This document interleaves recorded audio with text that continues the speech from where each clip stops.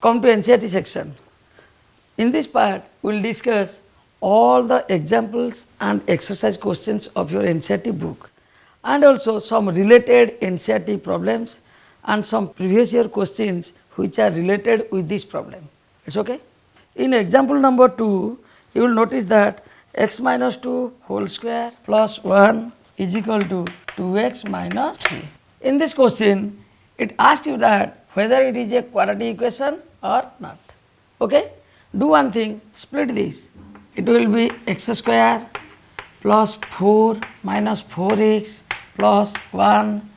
Bring these two terms this side, it will be minus 2x plus 3 is equal to 0, which means x square minus 6x, 4 plus 3 7 plus 1 8. Hence x square is a term, therefore it is a quadratic equation. It's okay. Similarly, in exercise 4.1 question number 1, do like this. Split all the terms, then check whether any x square term is there or not. Then you write it as a quadratic equation. It's okay. Then question number 2, some word sums are there. We will discuss these word sums later on. Here in page 75, example number 4, find the roots of the quadratic equation. It's very easy. We have discussed already like this sum, a 6x square minus x minus 2 is equal to 0. So by factorization method you can solve this. Product is 12, difference is 1. That means 6x square minus 4x plus 3x minus 2 is equal to 0. So factorize it and find the value of x. This belongs to the factorization method. It's okay. Then example number 5, 3x square minus 2 root 6x plus 2 is equal to 0. Here the product is 3 2 is 6, sum is 2 root 6. That means 3x square, product is 6, difference is minus 2 root 6. It means minus root 6x plus 2. Sum is 2 root 6, product is 6. It's okay. That implies it is, if you take from these two terms x as common, and this is root 2 and root 3, but here it is 3 means you take root 3 as common. So if you take root 3x as common, it will be root 3x minus root 2. From these two, if you take minus root 2 as common, then it will remain root 3x minus root 2. So it will be root 3x minus root 2, root 3x minus root 2. So both roots are root 3x minus root 2 is equal to 0, means x is equal to root 2 by root 3. Here also same result will come. It's okay. In exercise 4.2, you will notice that 5 questions are there. Simply by factorization method you solve them. After that, from number 2 onwards, these are the word sums. We will discuss one by one. It's okay. Before we discuss word sums, let me explain something about it. When you are considering two conjugative numbers, if one is x, then second one is x plus 1. 3 conjugative number means then x plus 2. Two conjugative even numbers, if one is x, then other one is x plus 2. 3 means then another one if you take, then it will be x plus 4. Two conjugative odd number means one is x, if this one is odd, the second odd number is x plus 2. If this one is 5, then the second odd number you take 7, that means it is x plus 2. So don't confuse about that even and odd. Even number means one is x, means other one is x plus 2. Odd number means one x is, other one is also x plus 2. Next one means x plus 4, like this. Two conjugative multiple of 5 means one is x means another one is x plus 5 or x minus 5, like this. Question number 3, find two numbers whose sum is 27 and product is 182. Question number 3, two numbers whose sum is 27 means let one number is x, so other one is 27 minus x. Since sum of two number is 27, if one is x, then the other one is 27 minus x. According to question, product of both number means x into 27 minus x is equal to 182. It's okay?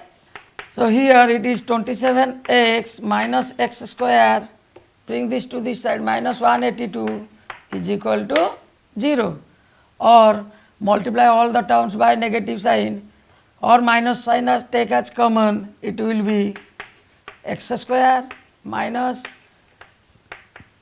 27x plus 182 is equal to 0. Now solve this by factorization method or by discriminant method. Factorization method is easier one. Simply do one thing. Here the product is 182, sum is 27. So how to find the both number? 182, factorize it. 7, 13. 13 is one number, 7 2 is 14 is another number. Means 14 and 13, sum is 27. So x square minus 14x minus 13x plus 182 is equal to 0, or take x as common, it will be x minus 14 minus 13 as common, it is x minus 14. So x minus 14 into x minus 13. So if x minus 14 is 0, then x is equal to 14 or x is equal to 13. So when you consider one number as 14, if you consider one number as 14, then the other number is 27 minus 14. How much? 13. If first number is 13, then the other number is 14. It's okay? Come to the next question. Question number 4. Find two conjugative integers whose sum of the squares is 365. It's okay? Find two conjugative integers. Previously I told you that if one number is x, then the other number is x plus 1. Okay? Sum of the square, that means x square plus x plus 1 whole square is equal to how much? 365. Very easy one. Simply break this, make a quadratic equation and you solve this. This is x square plus 1 plus 2x minus 365 is equal to 0.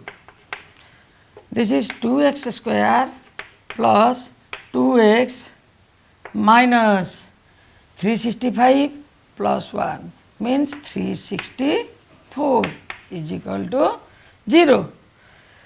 Everything is divisible by 2. So x square plus x minus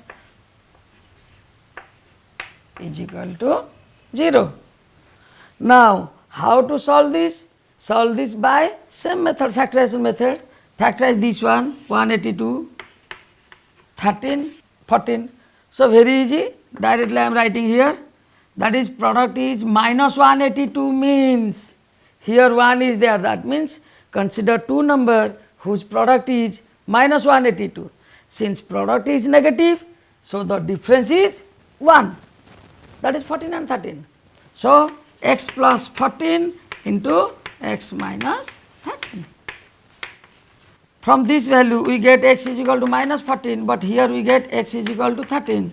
Since the question is asked you that positive integers, therefore we consider this one. Okay? So one number is 13, other number is x plus 1 means that is 14.